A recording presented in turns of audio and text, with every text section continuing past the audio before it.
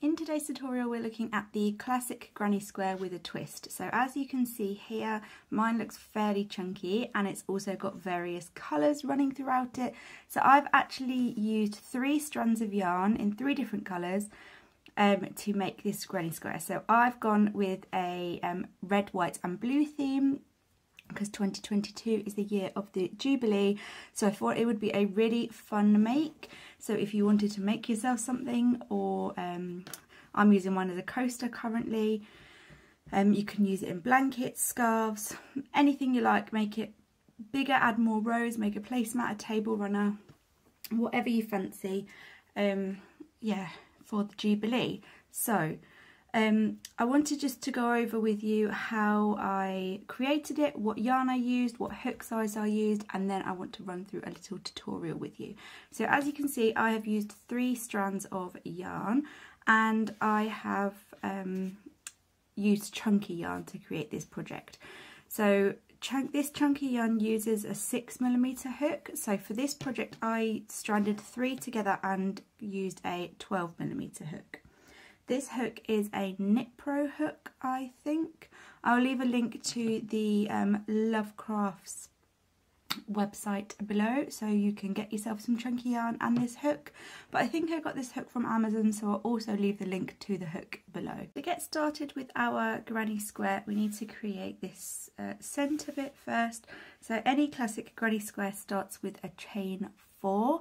So I'm actually going to chain 5 just because my yarn's a bit chunkier, so I want that, and my hook's a bit bigger as well, so I just want that extra bit of room to be able to use both together.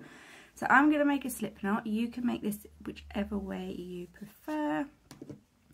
Put your hook in there using all 3 strands of yarn together and pull that tight. Like I said, I'm going to chain 5, but if you know a classic granny square, then you normally chain 4. 3, 4 and 5. So your chain should look a little something like this.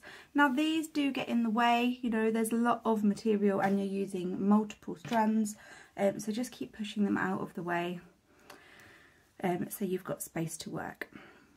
Now just like the classic, we're going to slip stitch into that first chain, so don't chain too tightly. Yarn over and pull through, and then continue to pull through that loop on the hook. Then we're going to chain 3, 1, 2 and 3. Now this might feel a bit strange, the movement in your hand is a bit bigger, and that's just because we're using a bigger hook, so we've got a bit more to hold onto and bigger yarn. So don't be put off by that, it is hard work. But it makes for a really nice granny square. And the good thing about this is because it's multiple strands of a chunky yarn, it's really plushy as well. So anything that you use it on is going to have that extra bit of thickness and bounce to it. So we are going to make a cluster of 3 double crochets. So we have chained 3 and that counts as 1 double crochet. Then we're going to do a double crochet straight into that center circle and another double crochet straight in there. Now you might have noticed I'm using US terms. In the UK this stitch is known as a treble crochet, and you can find a link for a conversion chart in the description box below. So once you have your first cluster of 3, between each space we are going to chain 3. So we're going to chain 3 to make these spaces here. So we're working this round here at the moment. So we're going to do a chain 3, 1, 2 and 3, and then back into that center circle we're going to do a cluster of 3 double crochets. So you're going to do 3 more double crochets into that center circle. I'm just holding my tails down. I'm not going to crochet over them, sorry, for the whole way round, because you do need to pull in or cinch in your center circle, but I am going to sew over them for this round so I don't have as much to sew in at the end. So that is 1 double crochet, holding those ends close to your work and making a second double crochet. And I'm not going to sew over them anymore, they are pretty short now, for my last double crochet. Okay, so that's your second cluster of 3. Now you're going to chain 3 again, and you're going to work another cluster, then you're going to chain 3 and work another cluster. So we need 4 clusters in total. So I'm going to leave you to create the rest of your clusters, and then I will meet you back once you've created your 4th cluster and show you how to join to your original one. As you can see, I've finished my last cluster, so you should have 4 clusters of 3, each with a chain 3 in between. This cluster to this cluster is no different. We still need to chain 3 to move over to the next cluster, 2, 3, and then all we're going to do is count up from the bottom of this chain 3. We're going to count to our 3rd chain, so 1, 2 and 3. And you're just going to put your hook into that chain 3 space for a slip stitch. You're going to go under 2 loops, for a slip stitch. So yarn over, pull through the hole and then pull back through that loop on the hook. And you've joined your first round, which should look a little something like this. And like I said, you can pull on those ends to cinch in that circle. Just pull there and then that gets tighter. So it's not as much of a gap now in between your centre circle. Now we're going to move on to round 2. So round 2 is here. So this square only has 3. No, it doesn't. It only has 2 rounds, this square. So we're going to move on to round 2, which is the outer round. So to get going on this round, we are going to chain 3. We start every round with a chain 3, but we need to move from this space here that we're working in to this space here. So on round 2 only, we're going to chain 1 between spaces. So this is only for round 2, no other rounds, just because we're only working in corners and we don't want our work to kind of buckle in on itself. So I like to chain 1, but only on round 2.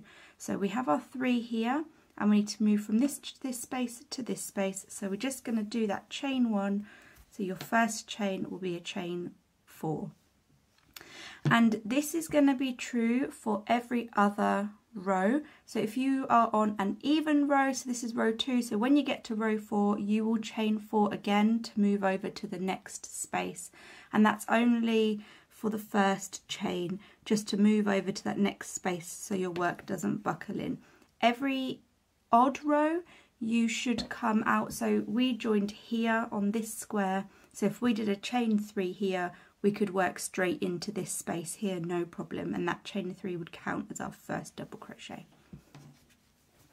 So now we're doing corners into the corners. So a corner is a cluster of 3, a chain 3 and a cluster of 3 all into the same space.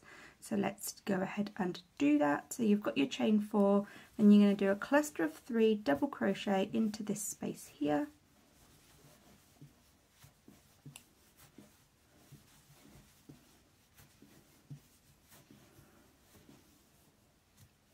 Two and 3 after your cluster of 3, and you can just push that over to make yourself some more room in there, and you're going to do another 3 double crochet into that same space.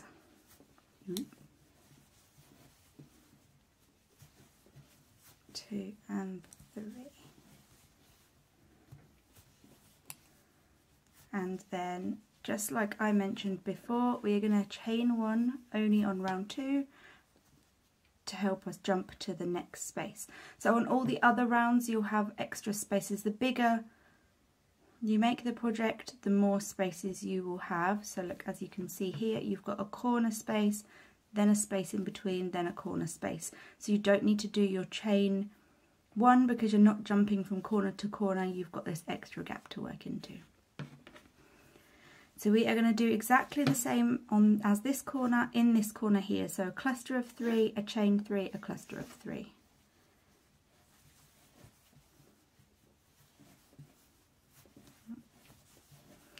2 and 3, and then a chain 3.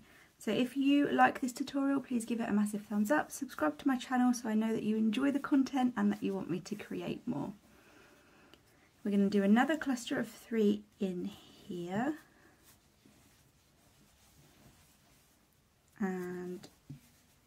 then we're going to do one more. A chain 1 and then the same into the next corner. I'm going to meet you back at this corner here, which is our last corner. Just because we've got this chain 3 coming out of it, it's going to look a little different, so I'm going to let you get on with this corner and I'm going to meet you back here. So I've now completed this corner. I've chained 1 in between my corner spaces and I've created my first cluster of 3 in this last space here with my original chain 3 coming out of it. So what I'm going to chain 3 now, just like we normally do, to create that corner. And then instead of doing a cluster of 3, because I already have this chain 3, I'm going to crochet 2 double crochet into the same spot. 1 and 2. Okay. And then I'm going to slip stitch to the top of that chain 3. So counting up from the bottom, 1, 2 and 3, and I'm just going to go straight into that number 3 chain and create my slip stitch. And there you've created your first. This is a pretty good size, I think. I haven't got tape measure, sorry, so I can't measure how big it is, but I will measure it afterwards and leave it in the description box below. So it's a really quick make. It's only 2 rounds of a granny square, 3 strands of chunky yarn, and it's already made 1 decent sized square. So you could just do this. You could even make bunting from this, which would look really, really nice. Anyway, I'm going to leave you to go and create your squares. I'd love to see pictures of them if you do create them. So please tag me over on Instagram at Hev's Home Crochet. I'll catch you for the next one.